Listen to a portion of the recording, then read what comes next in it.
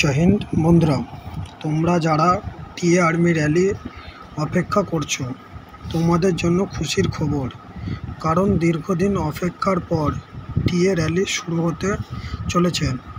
তোমরা যারা TA army র্যালিতে যেতে চাও, রানিং শুরু করে দাও।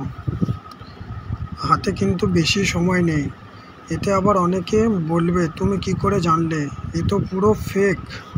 তো ভাই, যার বিশ্বাস হবে সে প্র্যাকটিস শুরু করে দাও, আর যার বিশ্বাস হচ্ছে না সে করো না। কারণ আমি নিজে একটি টিএ ক্যান্ডিডেট। 2019 সালে টিএ র্যালি হওয়ার পর আবার 4 বছর পর র্যালি শুরু হতে চলেছে। আমাদের 3rd জোনে বেশিরভাগ 4টে ইউনিটে র্যালি করিয়ে থাকে।